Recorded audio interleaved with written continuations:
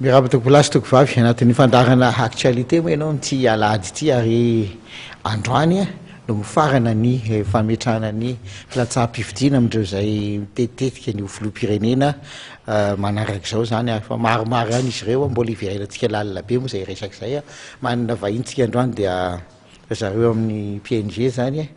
ary dia ny Amato Désiré ianao tonga eto filoha national ny PNG raha tsy diso efa ndresaka ihany tsika teto tamin'ny fotoanandro ny zao nareo limitra lala anatin'ny fifidianana inona moa ny antony moa mahatonga ny PNG tena nandray andraikitra amizay ary tena niseho ety anoloana zany andeha au premier plan. Ya miaraba anao Andriamato Davidson dia miaraba ihany koa ny mpanaraka ny fandarana actualité. Ny antoko PNG mazava tokoa dia izay azo lazaina fa antoko anisan'ny zandriny indrindra. Ny tsangana dia nivoaka avy amin'ny fikambanana plateforme nationale de jeunes. Ny PNG mazava dia niainga tamina foto-kevitra izay niaingana hatramin'izay hoe fotoana zao ahafahan'ny tanora misehatra bebe kokoa eo amin'ny fiainam-pirenena satria amin'izao vanim-potoana vaovao lalovan'ny firenena zao dia verina farariny ihany koa raha misy andihany vaovao izay mitondra ny hevitra vaovao, vina vaovao hitantanana n'ity firenena ity. Izay no antony na tonga ny hoe mba tsy fangaroana loatra dia aleo mihitsy manangana antoko anankiray itsika ka ahafahantsika misehatra amin'ny resaka politika izany. Rehefa nitsangana ny antoko dia nisy ny congrès national izay nitanterahana tamin'ny 12 sy 13 ny volana avrila lasa teo ary tamin'izany congrès zany no nanoloran'ny tanora mpikambana sy ireo mpikambana samihafa ao anatin'ny antoko PNG mazava candidat ho filoham-pirenena dia Andriamatoa Sylvain Rabetsarona izay filoha amboninahitry ny antoko izany. Antony maromaro no natonga anay nanolotra n'izany candidat zany. Antony voalohany ary ty zavatra resahako ty dia fomba fijerin'olona nanatrika vahiny tao tamin'izay fotoan'izay. Ny voalohany dia ny hoe zavatra anankitelo izy mariako momba anareo filazan'ity ray aman-dreny ity. Voalohany indrindra dia tena tanora ilay ataoko hoe mandrafitra ny antoko PNG mazava ary tanora manana finiavana ary manana fanampo vonona anao zavatra eto amin'ny firenena ka zaho izy manana fanantenana fa raha tena voatosika tsara sy voaomana tsara reny tanora reny afaka hitondra zavatra. Zavatra faharoa mariako izy ary tia mariako amin'ny vahoaka izay mpanaraka antsika dia ny hoe nisy tamin'izany fanolorana izany ny vely rano nampanaovina n'io candidat io teo masom-bahoaka ary hatreto aloha raha ny fahafantarako azy izy rery ny candidat nanao sonia vely rano izay zahainy nanoratra n'ilay vely rano io ny vely rano ekenao ve io ekeko izy izy. Zavatra anankitelo ny voalaza anatin'ny vely rano tsara mari antsika. Voalohany indrindra dia hoe izao Sylvain Rabetsarona olom-baovao olona madio tanana ary olona fahombiazana dia mianina eo anatrehanareo fa zavatra anankiroa ny resahany. Voalohany dia hoe tsy hamerina fomba ratsy nataony teo aloha ary faharoa izay tena ngeza indrindra anome sehatra anareo tanora amin'ny lafy rehetra amin'ny fitantanana n'ity firenena ity. Candidat anankiray zany izy izay nifamatotra ara-tsoratra sy teo masom-bahoaka taminay tanora izay nanolotra anazy. Ny fahatelo izay ataontsika hoe nampiavaka anazy dia zao izy rery hatreto ny candidat izay nilaza fa hoe vonona anambara ampahabe maso ny fananany amin'ny vahoaka malagasy. Hatramin'izay mantsy dia apiripirina any ambadimbadika any ny fananana ka tsy fantatra intsony rehefa mitombona mena rehefa miala amin'ny fanjakana fa izy dia vonona hoe anambarana izany ampahabe maso hoe reto ny fananako ahafantaran'ny vahoaka fa olona mazava olon'ny fangararana ny candidat. Anisany nampiavaka anazy zay ary nahatonga ny tanora nametraka fitokisana tao. Ka fantaniana tsy maintsy tonga ihany aloha Sylvain Rabetsarona moa zany eo misehatra politika ve hoe olom-baovao zako hoe mety relatif ihany zany satria efa izy dia membre ny antoko avy ary izy ko efa loha olona zany zany hoe ao anatin'ny fitondram-panjakana izy zany efa teo ihany zany hoe amin'inona min'ny lazainao azy hoe olom-baovao izy. Raha ataoko hoe misehatra ny fitantanana exécutif raha ataoko hoe nitantana tena nikirakira programa mpanjakana na nikirakira volam-panjakana na tahaka an'izay dia verina fa mpisehatra vaovao izy eo amin'ny sehatra izay hoe sehatra ny fitantanana exécutif izay. Ny faharoa manarak'izay dia tsaromariana fa ny fifampiresahana tamin'Andriamatora Betsaroana dia fifampiresahana amin'ny maha Betsaroana azy fa tsy amin'ny antoko izay nisy azy teo tamin'ny fotoan'androny zany. Ary izay fifampiresahana izay dia nainga tamin'ny hoe ianareo tanora ny afaka manova an'ity fireneny ity,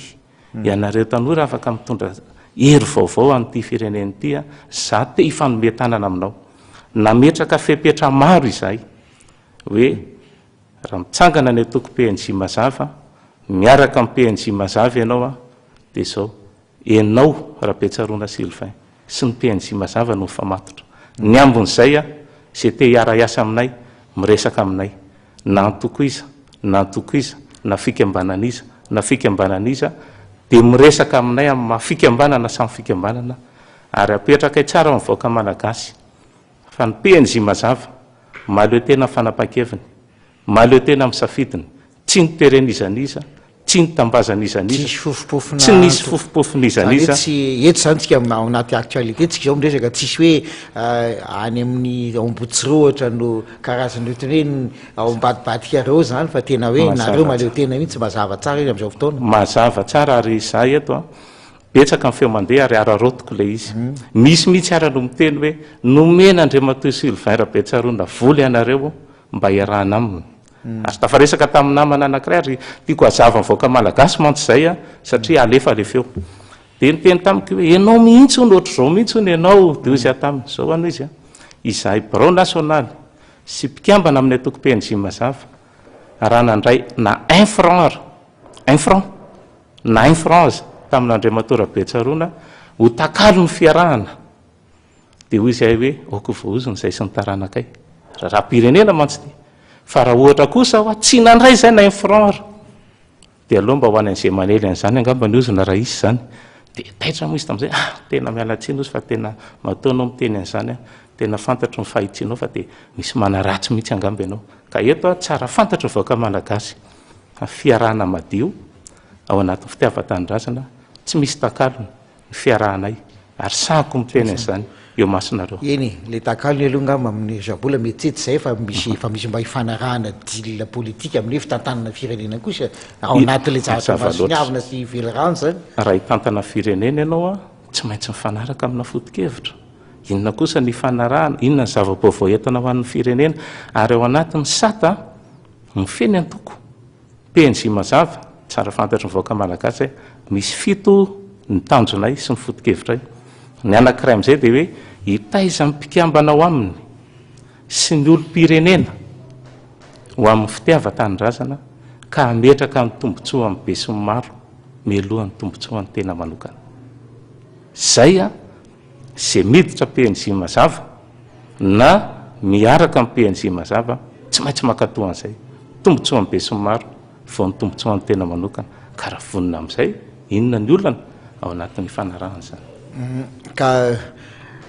niteny ianao teo hoe fananao velirano dia niteny taminay Andriamatoa Sylvain Betsaroana hoe tsy hamerina ny fomba mpitondra teo aloha ohatra raha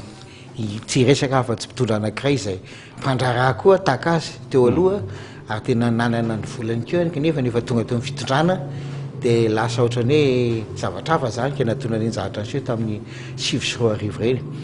manana antoka ave ianareo PNJ fa afaka mafy tsara fa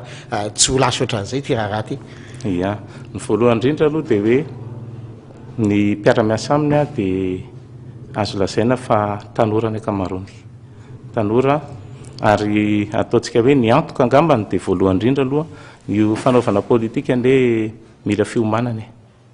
matetika mantsy ny zava-misy dia hoe anao politika ilatsaka filoham-pirenena satria za manam-bola be ka tsy maintsy olany tsy voatery zany. Za koa anao politika satria manana fahefana koa ka ampiariko iny fahefana iny amin'ny fomba kolaka na mivantana na sy ny samihafa ka tsy maintsy olany zany koa fomba anankiray. Ary nikabariko tamin'ny famaranana ny kongresy dia nametraka tsara hoe mety tsy voatery anam-bola zay mihoatra noho ny hafa, mety tsy voatery ana fahefana mihoatra noho ny hafa fa zao kosa anaparanay ny fitiavan-tanindrazanay ity fifidianandre mandeha ty ary voafakimaly any tafaresaka tamina mpikambana any amin'ny faritra miandro vazo iny andeha tongotra efatrandro ametraka délégué de vote zany ny tedaviny eto amin'ny firenena lay finiavana lay fitiavana lay fahafoizatena fa tsy hoe zava-misy mantsy hitako mihitsy nisy vanim-potoana nanomboka lasa fikaramana ny sehatra politika fa tsy mety ho lasa zany amty candidat telopolo mahery ty ary eto dia miteny amin'ny vahoaka malagasy hoe jereo tsara satria vanim-potoana amin'ny fifidianana io zany tsika moa saro-piaro amin'ny fiandrianam-pirenena ary io candidat-nay io dia hitanay izay toetran'izay ary indraindray ary mahery vaika le fanehoana an'le izy fa izay dia matsiaro hoe ity fifidianana ity hatramin'izay tsika hoe tsika viravirainy vahiny tsika influenceny vahiny tsika ny vahiny no mikirakira-tseroa fa zao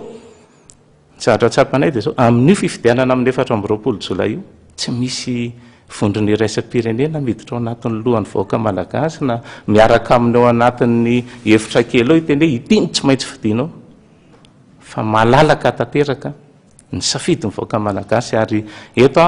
zao sehatra moa zany moa ararotiko foana rehefa misy sehatra oatra hoe sy ampitezana satria izany koa iraka tokony ataon'ny mpanao politika sy ny antoko dia hoe okare tsy ahilikitsika amin'ny hafa-tsony zay mety ho tsy fombiazana satria tompona ndraikitra tanteraka amin'ny safidy ataotsikitsika tsisy afaka manilaka ntsony ka tsy zahaino fa tompony safidy tanteraka ny vahoaka malagasy ary raha resaka hoe fikaramana sy vola fotsiny ny antony fidianana olona anankiray efa endrika fivarotana tanindrazana zany na dia tsy mifantana azy Agrival mamokatra provandy azo antoka sady mahombo an'ny fiompiny fitaovana manara-peny manaraka ny fientreresa-pirenena izany no mandrafitra sy mamolavola ny provandy sady efa miparitaka eny amin'ny toeram-pivarotana Agrival ny provandy Agrival mety ho an'ny biby fiompy rehetra ho an'ny akofaka-nanofo akopanatody lavo ny kisoa ny omby vavy-beronono ny trondro efa misy ihany koa ny provandy natokana ho an'ny ganagana akoho gasy eny fa hatramin'ny soavaly ary ny fampiasana provandy Agrival dia mampitombo ny vokatra azo ka eo am'izay mihitsy ary 24 juillet mandeha ny resaka mihetsiketsika ny FFKM mihetsiketsika ny antoko isan-karazany tany Ivato ato dia amoaka ny fehikevitra angamba satria ampamora indray ny FFKM mandeha ny resaka hoe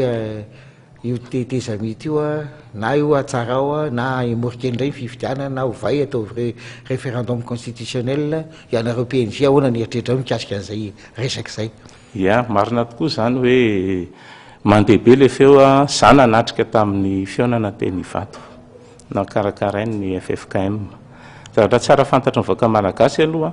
ny zavatra natao teny Ivato hoe tsy mbola hoe fehikevitra fa fanangonan-kevitra ka ao anatin'ny hevitra zany misy sokajiny hevitra samihafa fa lay sokajiny hevitra fanemorana tetezamita ny lasa voizina tamin'ny ainao manjery samihafa satria lasa zay ny zava-baovao angambany dia zay ny navoaka fa ny tena marina mbola tsy misy mihitsy fanapa-kevitra hoe tsy maintsy anao tetezamita vaovao na tsy maintsy anao fitsapa-kevi-bahoaka fa hoe misy karazan'olona manana n'izay sosikevitra zay dia tsy narina ny heviny fa nangonina aloha dia dikan'izany zany endrika fanangonan-kevitra iny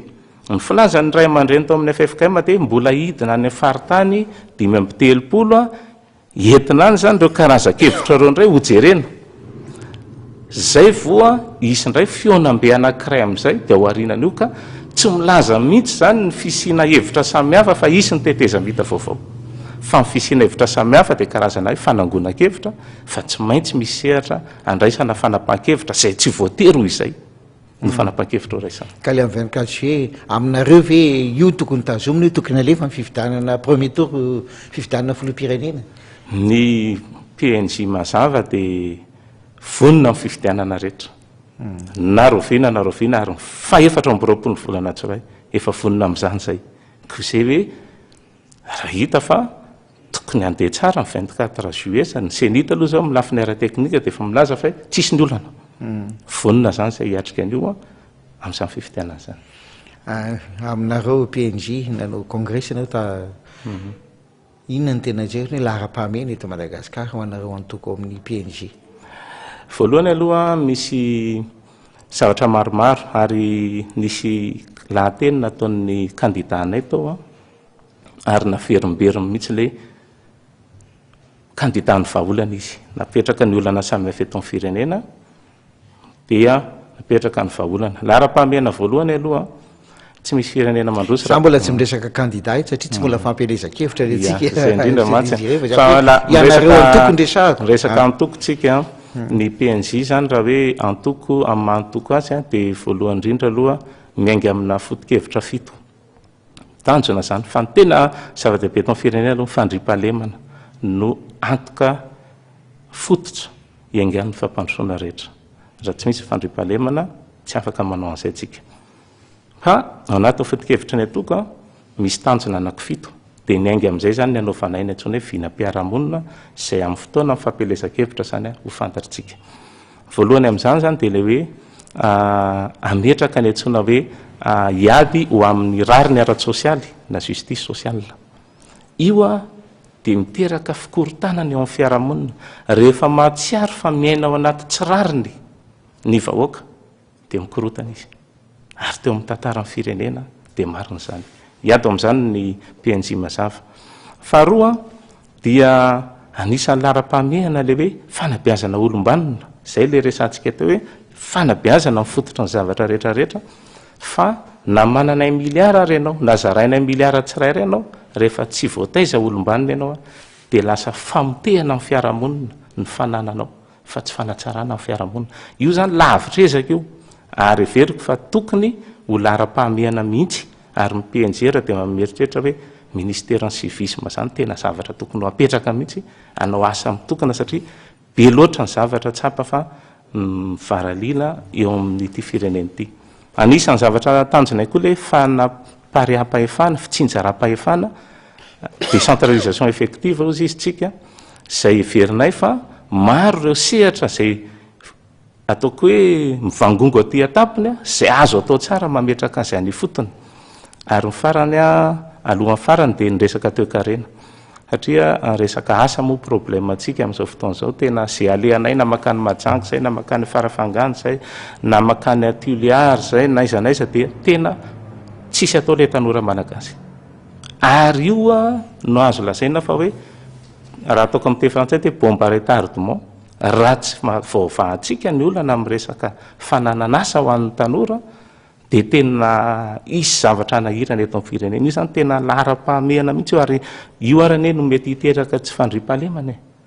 noho izay tsy fananan'asa zay zavatra ngezabe zany eo amin'ny firenena ary ao anatin'ny famahanan'izay no hoe tokony hamporisihana ny toe-tsaina mamorona satria eto Madagasikara betsaka ny zavatra azo atao betsaka ny arena azotsika avadika fa fanofanana arak'asa sy ny fahamatsim-bolan'ireny tanora reny no tsy ampy ary tamin'ny fotoana andro zay dia maninona moa re vola be azo avy amin'ny tetikasa arena kibony tany ireo tsy atokana ny ampahany betsaka ananganantsika anosehana fananganana orinasa tsy ny famoronana asa fotsiny hoe miantso mpanambola avy any ivelany anangany orinasa eto tsy ampy zay fa fahamatsim-bola koa an'ireo tanora izay hamorinasa eto toerana satria raha mandenga ianao amin'ny épicerie anankiray na jereo nge ny fananantsika ao an-trano ny sakafo hoanitsika raha tsy zavatra vita avy any ivelany avokoa ny akamaroany raha tsy manao famokarana atao anatiny tsika tsy afaka androsony toe-karentsika malagasy izay le ilana famoronana izay le ilana faniporisihana famoronana asa atao anatiny zany hoe mbola anina fotoana moa nareo zany manaraka iresahana sy ihany efa nafateny hoe propagande zany fa ohatra hoe savaranandy mba ho fantapatariny olona zay manjary actuel izy moa nareo zany iny anteny eritreritrareo zany efa manakaikaiky ny farany fandarantsika monsieur Désiré fa tiako hoe ny zavatra amin'izao fotoana izao PDB ny candidat zany tsy lava zany betsaka izy tena betsaka angamba teto Afrika Madagasikara zao ny tena tompon-daka amin'ny resaka amin'ny candidat fifidianana filoham-pirenena fa ny zavatra tena injevana koa dia hoe ara ny talam-pahavitrihana ifidy ve raha ohatra manko ianao mandehandeha ny naninany iny ohatran'le olona ohatran'ny tsy dia tena vonona be zany 24 juin dia ifidy dia fantany hoe misy fifidianana fa mbola ohatran'ny zavatra hafa manahirana ny olona ahoana mba nareo PNJ inona ny zavatra tokony atao mba tonga an'ireo vahoaka ireo zany mpifidy mba tena hirotsaka amin'ny fifidianana Marina tokoa betsaka ny kandida sady betsaka ny vitsy nanaovako an'izany satria raha rontsatany atoko politika zany eo amin'ny telopolo ny kandida dia vitsy zany ny atoko nanolotra fa raha oharina indray kosa hoe tena filoham-pirenena ny fidiana everiko fa betsaka tokoa ilay kandida raha ny oatra n'izay nilatsako fidiana hatramin'izay ary anisan'ny marobe tamin'ity taon'ity ny zavatra azoko ambarana hoe inona ny aporsihana mpifidy voalohany indrindra aloha dia ny fitezana maolo-pirenena satria araka ny resahako teo hoe ny safidinao io zany dia misy fiatraikany amin'ny fiainanao sasa milaza hoe na ianao mantsy mpanao gazety zao ny teny hoe raha tsy anasa ianao androany dia raha pitsy ianao mbola tsy anasa rehefa vita ny fifidianana rehefa manao programma ianao ka mety mandeha le programmanao dia manana heritsika na chance reny olona reny mba hita asa ka tsy tsara angamba ny mitaizany olona hoe tsy ilaina mihitsy n'le raharam-pirenena ary zay no manahirana ary zay na tonga nay nijoro nge le tanora satria le tanora no teneny hoe aza manao politika ary zao izy tsy ny tanora tso fa hatramin'ny vahoaka indray dia zany hoe aza miraharaha politika zany hoe tsy manapaka anao fa ny hoe ny mpanao politika re tsy milatsaka fidiana tsy hay tsy andray anjara manao politika de vie chaise vide ny vahoaka koa lasa manao politique de la chaise vide ary zay teneniko anao fa misy fiatraikany ratsy amin'ny fiainam-pirenena satria ny zavatra iaina ny vahoaka malagasy dia tsarovy tsara fa fanapa-kevitra politika na tsotsika hoe décision politika no miteraka an'ireny zavatra samihafa miatrana natinona tsy tiany tsy maintsy misy fanapa-kevitra politika ary tokony ho tezaintsika ny vahoaka hoe arao ny raharam-pirenena zahay tao anatin'ny PNJ nisy fotoana namory tanora ronjato teo zany no fanina momba ny hoe maolo-pirenena na citoyenneté nisy fanontaniana ray napetraky ny mpanofana iza tamintsika tanora reto mba nijery vaovao na ny eny vaovao melohany nakanesana ty andro tolakandro anakefatra angamba amin'ireo ronjato tonga tao ahoana moa ny ahafahantsika manao safidy raha tsy arakitsika ny raharam-pirenena ary mandray anjara ka eto dia manao antso avy amin'ny vahoaka malagasy emeny hoe io safiditsika io amaritra no avy ny firenena malagasy ka iveriko fa tonga ny fotoana hijerentsika andanjalanjantsika hisafiditsika indrindra sika tanora satria tsika tanora mbola afaka miteny hoe afaka 20 taona mba te ohatr' zao afaka 10 taona mba te ohatr' zao tsika tanora raha te hisafidy an'izay dia raha mbo te hanao an'izany ary aiza ho aiza amin'reto mpilatsako fidiny reto no manana toe-tsaina toe-pietsika ary programma ahafahantsika mba manantena mba ahafahale vahoaka misafidy tsara koa ohatran'izay fanazavanao an'izay koa dia le mpikirakira vaovao zany tokony mahay ny asany tsara koa satria le vaovao zay tonga amin'ny olona koa raha tsy araka ny tokony izy tsy ahafahany manao safidy tsara dia tena marina zany ary eto dia manentana koa ny sehatry ny serasera le izy marina fa mety misy ny hoe manana fironana kely iny le analizy iny moa zany manana fomba fijeriny iny le hoe filazanareo mpanao gazety dia hoe les faits sacrés les interprétations sont libres ka na misy ary ny antsona hoe interprétation na fomba fijery mety ho samihafa dia tsara ihany mampiseho amin'ny fomba mahitsy hoe reto marina le tena kan efa voasaraka ny fait sy ny hoe commentaire dia fantatry ny olona hoe afaka mieritreritra ka mila tezaina koa ny olona anadiady fiainam-pirenena eny efa na mpanao politika anareo koa rake mila tezaina koa mba tsy hanao kobakambava be loatra ho an'le olona koa marina zany ary everiko fa zany ao anatin'ny atsotsika hoe fitezana politika avokoa zany satria io nge fianarana amin'ny fiainana ary na ny fanaovana politika ary dia everiko fa fianarana ihany keo io ary tsisy afaka ihany be manam-bola dia andeha anao politika mila fiomanana io mila fiofanana io mila fifaneraserana ary ny tenako izay miteny aminao zao ny ainga zange efa secrétaire pokotany tamin'ny fotoanandro efa nandalo délégué au maire efa nandalo adjoint au maire na commune efa directeur tao amin'ny faritra zao vao mifilakevitra ambony teteza mihita nandalo ambara tonga samihafa ary nandalo tany amin'ny sehatra tsy miankina sy tato amin'ny sehatra ny fanjakana fiomanana avokoa zany ahafahanao mahafantatra hoe zao ny any amin'ny farany ambany zao ny aty atapony aty ahoana zany toetra mampietsoka mba tsy handisy fanantenana ny vahoaka teny farany ary amaranantsika ny fandarana tdésiré ny teny farany a dia ny hoe rehefa miresaka amin'ny ray aman-dreny izahay tanora na any faritra na eto anivotany dia hoe zao no fomba fitentsika malagasy ny adalan'ny hafa iomehezana fa ny adalan'ny tena tafindamba misy tanora malagasy vonina ijoro ho an'ny firenena malagasy mino fa tsy hanafienatra ny tanora malagasy ny vahoaka malagasy fa ny adala aza tafindamba raha tanora mijoro amin'ny firenena mino fa tsy ho tafianareo enatra ny tanora malagasy. Ary koa Andriamatoa Silver Betsaroa nanampy anareo ny atanteraka an'izay. Izay mihitsy satria zao ny fanarana taminy amin'ny varavarana ahafahanareo tanora mandray anjara amin'ny fiainam-pirenena. Any aminy zany no heverinay fa ahafahana mandroso bebe kokoa amin'ny fandraisana ndraikitra eto amin'ny firenena. Eny ary tompolastiko va misaotra ny président national ny antoko PNJ tsika ary dia misaotra anao nanaraka ny actualité mame fotoana anareo manaraka indray ny tena koa mandra-paritsaky indray tompolahy sy tompivavy.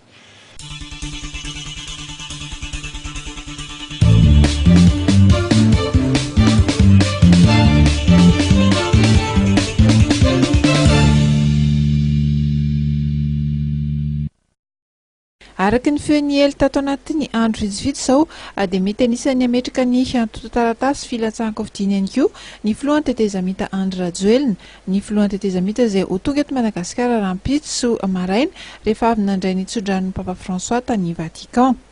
Araka ny fanambarovana ofisialy nivoaka tany Saint-Siège, ny filohan'ny tetezamita dia nifandinika tamin'ny Papa François tao amin'ny Vatican omaly nandritra ny 12 minitra ary nifampiresaka ihany koa tamin'ny sekretera-panjakan'ny Vatican sy ny tompona andraikitra misahana ny fifandraisana amin'ny firenena. Araka ny voalaza dia anisany nodiniana tao anatin'izany no momba ny dinika ao amin'ny samy malagasy izay nataon'ny FFKM. Araka ny fanambarana trany dia manohana ny fanatanterahana idinika io ny fiangonana katolika romana raha verenina ny fomba firosahan'ny filohan'ny tetezamita amin'izay fidianana izay moa hatramin'ny androany dia tsy mbola nisy ny fanambarana ofisialy izay nivoaka fa nanambarany teo ny eviny antoko TGV kosa dia hitika ara-safitra ava no ametraka ny antota taratasy ny rahampitso alahady 18 aprily amin'ny 5:00. Rahampitso araka izany no anambarana raha tena erotsaka amin'ny fifidianana marina ny filohan'ny tetezamita na tsia.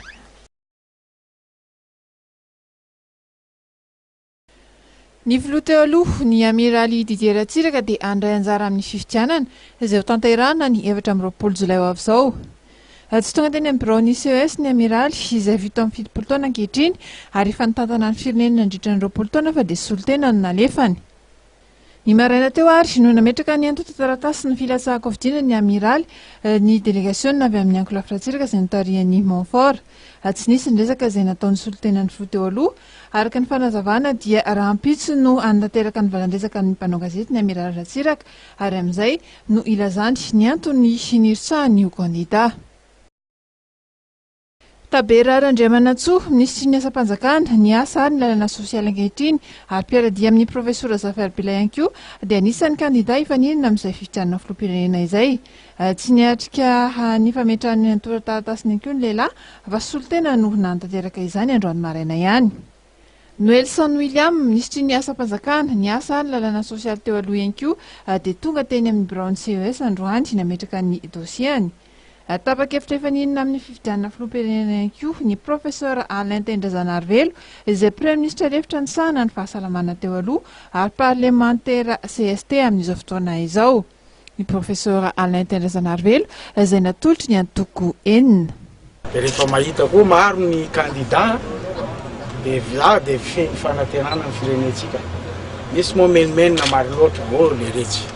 Mifalitsika fa betsaka zany olona manana sosikevitra vonona hizara amintsika malagasy ny sosikeviny ary hijery vaholana. Ny filohan'ny antoko arena le zava fleury ihany koa dia anisany tonga teny amin'ny CES Ambonda androany nametraka ny antota taratasiny. Ny solotenan'ny antoko moa no nanatra ireo taratasy ireo. Dofo Michael Brechard ny kandida faha-telopolo nametraka ny antota taratasiny teo ampelantanan'ny Prague-Jara eny amin'ny fitsarana manokana momba ny fifidianana. Ary Rakotomana James Franky no namarana ny fanaterana ny antota taratasy ny tapakandro maraina. Ho an'ny tapakandro hariva kosa dia nisa roa ireo kandida tonga teny Ambohida, anisan'ireny ny jeneraly Ratrimo Arvongy. Izy dia nilaza fa ny tsisy ny krizy miverimberina eto amin'ny firenena ny fanamby apetrany. Ny antondrotsahako aloha dia angamba efa mampolo taona n'izay niatrika ny fiainam-pirenena. Mampolo taona no dia tsy nalala fa-tsy krizy foana ary ny mahatonga an'izany matetika dia ao amin'ny fitantanana sy tsy fandrosoany ny vahoaka. Angamba antsika mahafantatra tsara fa raha fa tonga ny krizy dia misy fijaliana samihafa miatra amin'ny sarambabe-bahoaka ka ny ahy moa dia raha antanareo tonga dia tsy anaiky mialoha raha antanareo ina ny programmanao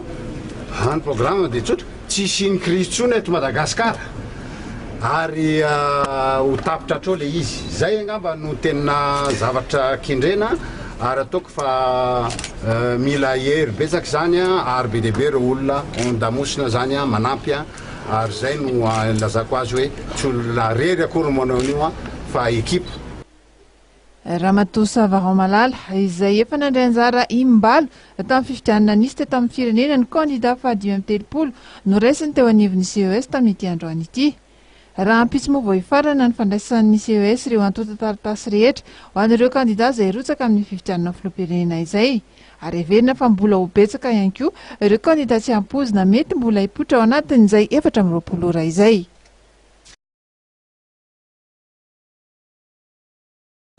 Say ary vonina ny andray andraikitra mba hampandroso ny firenena Andriamatoa Fleury Rakotomalala. Nanatitra ny taratasy filatsahako vidiny ny maraina teo ny tenany notrony ireo mpiaradia amin'ny maro. Anisan'ny lara-pahamehana raha ny voalazany ny resaka fampianarana sy ny resaka fambolena. Lara-pahamehana aloha dia ny fampianarana hatrany fotony ny lara-pahamehana zany hoe manomboka hatrany amin'ny fanabazana fototra hatrany amin'ny université. Ao anatin'izany koa momba an'ireto mpampianatra tsy maintsy jerena akaiky momba an'ireo mpampianatra ireo ary tsy maintsy ampiakarina ny saram-piainan'ireo satria tsisy fampianarana mety eto, tsisy fampianarana manaraka amin'ireny izay tokony ho izy raha tsy ireo mpampianatra ireo aloha ny jerena voalohany ary ny toeram-piasana izay iasana izy ireo ary ny toerana koa ianaran'ny ankizy. Ka raha ny ankizy no tsy hay fianarana ny mpampianatra tsy dia mihaja loatra ohatran'ny mampalahelo ihany zany ka noho izany ny fampianarana voalohany. Faharoa manarakarak'izay dia ny agriculture na ny agropastoral. Rehefa mahay ny tanora malagasy, mahay ny mpianatra malagasy, mahay ny ankizy, mahay ny tantsaha, mahay ny mpamboly dia mahazava ho azy fa mahay mamokatra koa izy. Tsy atao latsa-danja ihany koa raha ny voalazany ny resaka fahasalamana, fanatanjahantena, fandriam-pahalemana ary indrindra ny ady atao amin'ny kolikoly. Na fomba ahoana fisehon'izy io ary zay zavatra tonga dia tsofoko manomboka aty amiko ny fianakaviako sy ny olona akaiko. Tsy anana etadamina mihitsy amin'izany na izy tonga dia apetrako dia meloa zay aleoko tsy lany toy izay tsy havita an'izay zavatra zay hiady amin'ny kolokolo. Raha ny heviny dia samy hafa ny fanaovana politika sy ny fandrarahana. Ny tombobaritra no ilaina eo amin'ny sehatry ny fandrarahana, ny tombontsoa ambony firenena kosa ary ny fanasaovana ny firenena mba hanatsarana ny farim-piainan'ny vahoaka no tadiavina eo amin'ny sehatra politika. Ny fandraisan'ireo tontolo ireo dia ny fanaovana fanamby. Manao fanamby isan'andro ny mpandraraha. Tafalatsaka ambany dia ambany ny firenena ary tsy tokony misy olana raha miditra eo amin'izay sehatra politika izay ny mpandraraha manana ny fahaizana sy ny fahavononana amin'izany raha ny voalazany. Aminahy aloha tsy hitako ny olana amin'izany ary dinio tsara fa tsy avy amin'ny malagasy loatra ne le fanakanana hoe tsy milatsaka raha aminy na tsy milatsaka na tsy mahazo milatsaka raha aminy. Avy izy ianao tokony hoe forme demokrasia anankiray zany. Avy aloha Andriamatoa Ratsiraka ilatsaka, avy aloha Andriamatoa Andry ilatsaka ary aza sakasakanana ihany koa ny ara-valmanana hiditra. Nanamafy hatrany ity farany fa tokony anjaka tanteraka ny demokrasia eto amin'ny firenena. Ny tanànany Mangatany no nisafidian'ny pasteur Mayola Mvatsy ireo mpiaradia aminy sinodidina io maraina io ka nisy ny fitaom-pivavahana lehibe izay nitanterahany teny an-toerana. Vahoaka spiny mahabe ny tonga nanotrona ity mpitandrana ity ka nilazany fa zava-dehibe amin'ny malagasy ny fihavanana izay ezahan'ireo vahiny sasampitehana amin'izao fotoan'izao mba entina ampiadiana ny samy malagasy ka hanaovan'izy ireo tantely afadrakotra ny harem-pirenena.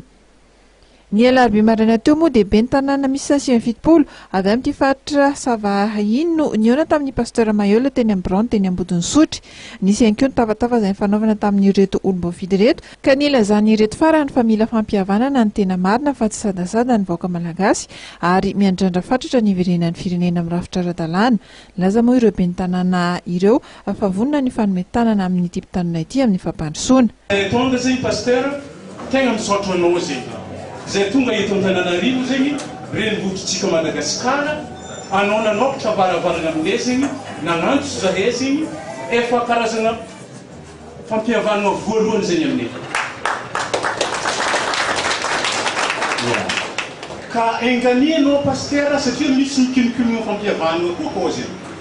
satria efa maro be zegny le rana ndreka teto amintsika karontana ka mangavanao pasteur zegny agnelagnelan amin'ny tsisy raha mandreka fa mampahilankilo ka mahita ny jaza eto Madagasikara indrindra eto andrenivohitra zegny fiangaviana pasteur. Le olona avy amin'ny faritra jiaby tegna maromaro l'eglize tegna marigny izy ka mivolagna hoe fa manana base anao tena marigny zay fa ny tegna ireny be ny tanàna le fiara-miasa marigny fa zay makatra ty dia misy mitondra zahay igny tsy afeligny fa zay kosa ndraiky miala tanàna mba tsara mba mahazo vaovao ambara amin'ny vahoaka amin'ny tany mialanay ka io moa misokatra amintsika le raha fa ny andro nisanganako zahay zegny efa voafepetra fa iody ny any fa tegna niezaka zahay zegny mba hifalojo aminao fa tsy ny any foana zegny le fotoagna hikoranina fa rehefa mandalo amin'ny faritra misy zay agny ianao magnatonga be ny tanàna isaka le commune mba azahoagna amin'ny fanapatabakahatra. Tezakilan'izay dia fokotany 5 teto Antananarivo renivohitra ihany koa dia Mazorivo, Ampahamantanana, Androndra, Ambotsoa, Morarano no nangataka fiara-miasa tamin'ny pasteur Mayola ka notoloran'ny vanin-tany 2 taona ho an'ireo zokiolona sy fitaovana ho an'ny tanora mpanao fanatanjahantena toy ny baolina sy ny maillot ary ny kojakoja maro isan-karazany. Tanterahina ny alahady fa 5 volana me ho avy zao avana ny voka-dehibe ny FJM mierika anjaka fitahina miditra amin'ny 7 ora sasany maraina ny fotoana dia tanana isika rehetra mba ho tonga maro hiara-manome voninahitran'Andriamanitra ny amin'izany fotoan-dehibe any mierika anjaka fitahina izany. Marihina fa ny vola azo amin'izany voka-dehibe zany dia hoentina indrindra amin'ny tanany adidy kitampiombonana eo anivon'ny synodam-paritany. Tsara ny manamarika ho antsika zanak'ampelezana izay mbola tsy nahazo ny valopiny izany voka-dehibe zany fa eny amin'ny collège Paul Minondrobe amin'ny fitsangatsangana zanak'ampelezana ny alarobia voalohany volana me ho avy zao eny no anasantsika ny valopia sy ny didinika fanampiny mahakasika izany voka-dehibe zany.